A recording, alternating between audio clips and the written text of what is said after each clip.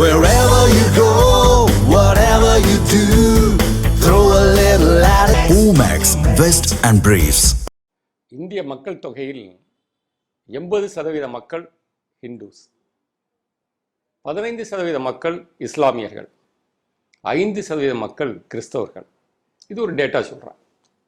இதில் சத்தீஸ்கர் ஸ்டேட்டில் மட்டும் பார்த்தீங்கன்னா இந்த ட்ரைபல்ங்கிறது கூடிய அவங்களுடைய பாப்புலேஷனுங்கிறது அதிகமாக இருக்குது.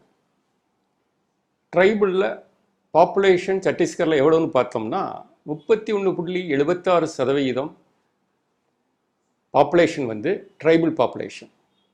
அதில் 42 வகையான மலைஜாதி மக்கள் இருக்காங்க.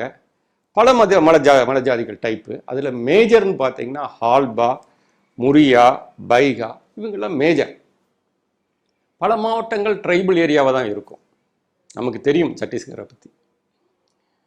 இதில் ஒரு கேஸ் அங்கே உள்ள சத்தீஸ்கர் உயர்நீதிமன்றத்துக்கு வருது. அது சீஃப் ஜஸ்டிஸ் பெஞ்சு வந்து அதை தீர்மானிக்குது. ஒரு வித்தியாசமான ஒரு வழக்கு தான். அதில் மனுதாரர் யாருன்னு பார்த்தீங்கன்னா டிக்பால் டாண்டிங்கிற ஒருத்தர் மனுதாரராக வராரு. கவர்மெண்ட் வராங்க. நிறைய கிராம சபா, அதில் ஒரு 15-16 பேர் எதிர்மனுதாரராக வராங்க. இந்த மனுதாரோட கிரீவன்ஸுங்கிறது எல்லாருக்கும் புரியக்கூடிய ஒரு கிரீவன்ஸ் தான். அவர் என்ன சொல்கிறாரு, எல்லா வில்லேஜ்லேயும் ஒரு போர்டு வச்சுருக்காங்க. அந்த வில்லேஜில் அந்த போர்டில் உள்ள வாசகங்கள் என்னென்னா, பாஸ்டர்களும் கன்வெர்டட் கிறிஸ்டினும் உள்ளே வரக்கூடாது. தெரியும் நமக்கு இந்த பிரச்சனை இந்தியா முழுமையும் அங்கே இங்கேன்னு உள்ள பிரச்சனைகள் தான். ஆனால் இது ஒரு ஜனநாயக நாடு. ஒரு குறிப்பிட்ட மதத்தவரை, அதுவும் பாஸ்டருங்கிறது அவங்களுடைய சபையின் மத தலைவர், மத குருமார், அவரை வரக்கூடாது என்றும், கன்வெர்டட் கிறிஸ்டின்ஸ் உள்ளே வரக்கூடாதுன்னு சொல்ல சமயம் 2 விஷயங்கள் நம்ம புரிஞ்சுக்கலாம். ஒன்று, எல்லா கிராமத்துலேயுமே கிறிஸ்தவர்கள், எல்லா மதத்தவர்களும் இருப்பாங்க. அவங்க நிலை என்ன? அப்போ வெளியில் உள்ள அவங்களும் வரக்கூடாதா, கிறிஸ்தவர்களும் வரக்கூடாதா? இது சரியில்லை. இல்லை, ஏன்னா அரசியல் சாசனத்தில் ஆர்டிக்கல் 19 என்ன சொல்கிறாங்க? ஒருவர் அவர் சார்ந்த மதத்தை எக்ஸ்பிரஸ் பண்ணலாம், வெளிப்படுத்துதல், பின்பற்றுதல் எல்லாமே அடிப்படை உரிமை ஆர்டிக்கல் 19. அப்போ இது ஒரு செக்குலர் ஸ்டேட். இதில் ஒரு குறிப்பிட்ட கன்வெர்டட் கிறிஸ்டின்ஸ் உள்ளே வரக்கூடாதுன்னு ஒரு போர்டு வச்சா அது மத அமைதிக்கு பங்கம் விளைவிக்கிற மாதிரி இருக்கு. இதனால தான் அவர் இதெல்லாம் சொல்கிறார் மனிதாரர். அப்போ அவர் ஒன்று என்ன சொல்கிறாரு, இந்த சத்தீஸ்கரில் டைரக்டர் ஆஃப் கிராம பஞ்சாயத்து வந்து கிராம சபா டைரக்டர் ஒரு சர்க்குலர் அனுப்பியிருக்காரு. அந்த சர்க்குலரில் அவங்க என்ன சொல்கிறாங்க, இந்த ட்ரைபல்ட கலாச்சாரம் பண்பாடுகள் பாதிக்கப்படணும்னு தான் சொல்கிறாங்க. ஆனால் இவங்க வந்து இந்த வில்லேஜ் கிராம சபா அதை கோட் பண்ணுறாங்க சொல்லி, இதுவும் அவர் கிரீவன்ஸாக சொல்கிறாரு. சொல்லி இந்த ஆக்டை பூரா எடுத்து சொல்லி, இந்த ஆக்டில் எங்கேயுமே போர்டு வைக்கிறதுக்கோ கிறிஸ்டின்ஸ் உள்ளே வரக்கூடாதுன்னோ சொல்லலை என்பது அவங்களுடைய ஒரு கிரீவன்ஸாக இருந்துச்சு. அரசாங்க தரப்புலையும் ஏனைய அந்த பஞ்சாயத்து அவங்க பக்கமும் நிறைய வழக்கறிஞர்கள் ஆஜரானாங்க. குறிப்பாக கவர்மெண்ட் சைடில் ஆர்கியூ பண்ண வழக்கறிஞர் என்ன சொன்னாருன்னா, இந்த act panchayat extension to schedule area act 1996 எங்கேயுமே நாங்கள் போர்டு வைக்க சொல்லல. மலைஜாதி மக்களுடைய கலாச்சாரம் பண்பாடுங்கிறது தனித்துவமானது, அது பாதுகாக்கப்பட வேண்டும் என்று தான் நாங்கள் சொன்னோம். ஆனால் இவங்க ஏதோ ஒரு அப்ரிஹென்ஷனில் பயத்தில் இதை மாதிரி போர்டை வச்சுருக்காங்க. அதுக்கும் அரசாங்கத்துக்கும் சம்பந்தம் இல்லை. இது மட்டும் அவர் சொல்லலை. இந்த அவங்க சொல்லக்கூடிய இந்த panchayat extension to schedule area act 1996 2 விஷயங்கள் இருக்குது. இந்த மனுதாரருக்கு ஏதேனும் கிரீவன்ஸ் இருந்தால் அந்த சபையிலேயே கொடுக்கலாம். ஒரு அப்பீல் இருக்குது. அதுக்கு மேல ஏதாவது கிரீவன்ஸ் இருந்தா சப்டிவிஷனல் ஆஃபீஸர் ரெவென்யூக்கு கொடுக்கலாம். இது அவங்களுக்குள்ள அவைல் பண்ணக்கூடிய தீர்வு. ஆனா அதை அவைல் பண்ணாம, எக்ஸிஸ்டிங் ஆக்ட்ல உள்ளதை அவைல் பண்ணாம நேரடியாக வந்திருக்காங்க உயர்நீதிமன்றத்துக்குங்கிறது அரசாங்கத்து தரப்பு வாதமா இருக்கு. இன்னொரு முக்கியமான வாதத்தை வச்சாங்க. இந்த பகுதிகள் மதம் மாற்றத்தினால் பல கலவரங்கள் ஏற்பட்டு பல எஃப்ஐஆர்கள் பதிவு செய்யப்பட்டுள்ளது. 2023 ஒரு மதமாற்ற சண்டையில் மிகப்பெரிய கலவரம் ஏற்பட்டு அதை அடக்க வந்த காவல்துறையின் உயர் அதிகாரியான எஸ்பி கிரீவியஸ் இன்ஜுரி ஆனார்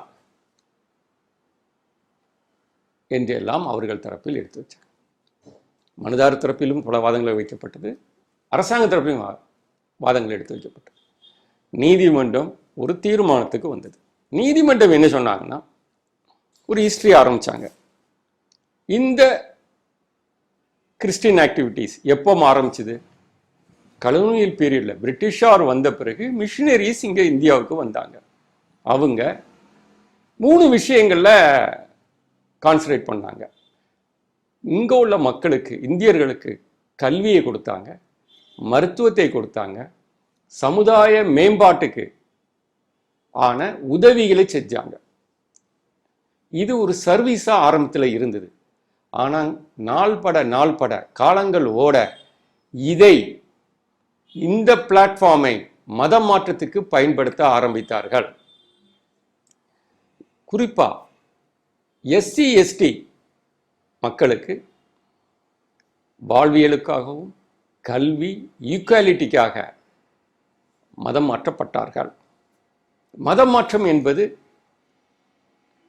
ஒருத்தரின் தனிப்பட்ட நம்பிக்கை, அவரா விரும்பி வரணும். ஆனால் இங்கு பணம், இலவச கல்வி, மருத்துவ உதவி, வேலைவாய்ப்பு என்கிற இதை நான் தருகிறேன், நீ அதற்கு மதம் மாறு என்று கூறும் பொழுது இது கொயர்ஷன், அன்டி இன்ஃப்ளூயன்ஸ், மோட்டிவேட் பண்ணப்பட்டு மதம் மாற்றப்படுகிறார்கள். இது சரியல்ல. இங்கு மத சுதந்திரம் உள்ளது. ஆனால் இந்த சுதந்திரம் எதிர்த்தரப்பின் பப்ளிக் ஆர்டர், மாரல் ஹெல்த் இதை பாதிக்கப்படாமல் இருக்கும் வரைதான் அந்த சுதந்திரம் அவருக்கு. இந்த 3ம் பாதிக்கப்படும் பொழுது இந்த அடிப்படை சுதந்திரம் மாறி போயிருது ஸ்ட்ரக்சர். ஸோ இது மிக மிக முக்கியமான தீர்ப்பு. இதை சொல்லி கடைசியில் நீதிமன்றம் என்ன கூறுறாங்கன்னா, இந்த போர்டு வச்சாங்களே, பாஸ்டரும் கன்வெர்டட் கிறிஸ்டினும் உள்ளே வரக்கூடாது, அதை எடுக்கிறதுக்கு தானே இந்த வழக்கை தாக்கல் பண்ணாங்க, அதை எடுக்க சொல்லவில்லை. மாறாக உங்களுக்கு கிரீவன்ஸ் இருந்தால் கிராம சபையில் கொடுங்க, சட்ட ஒழுங்கு பிரச்சனை வந்தால் காவல்துறைக்கு போங்க என்று இந்த வழக்கை முடித்து வைத்தார்கள். நாம் ஒரு விஷயத்தை மறந்துவிடக்கூடாது. இந்த நாடு, இந்தியா என்கிற நாடு பற்றி முன்னாள் இந்த தேசத்தின் பிரசிடென்ட் ஆஃப் இந்தியாவாக இருந்த சர்வப்பள்ளி ராதாகிருஷ்ணன் அவர்கள் தி ஹிந்து வியூ ஆஃப் லைஃப் என்கிற ஒரு புஸ்தகத்தை எழுதியுள்ளார். அதில் நம்மளை பற்றி, இந்தியர்களை பற்றி கூறும் பொழுது என்ன கூறுகிறார் என்றால், புவியியல் சார்ந்தது என்று கூறுகிறார். அதாவது சிந்து நதி ஓடியது, சிந்து நதியின் இருபுறமும் மக்கள் வாழ்ந்தார்கள், அவர்களுக்கென்று ஒரு வாழ்வியல் முறை இருந்தது, இயற்கையை வழிபட்டார்கள், படையெடுத்து வந்தவர்கள் அவர்களை ஹிந்துஸ் என்று அழைத்தார்கள். அப்போ நமக்கென்று ஒரு கலாச்சாரம், பண்பாடு, வாழ்வியல் முறை இந்த நாட்டில் இருந்துச்சு. இதை தான் நாம் கொண்டு போக வேண்டும். இந்த கலாச்சாரம், பண்பாடு தான் நம்மளுடைய சொத்து. வெறும் நிலப்பரப்பு தேசமாகாது. கலாச்சாரம், பண்பாடுடன் கூடிய நிலம் மட்டுமே தேசமாகும். ஒரு மதம் என்பது நம்பிக்கை சார்ந்த விஷயம். ஒரு மனிதன் எந்த மதத்திலும் இருக்கலாம்.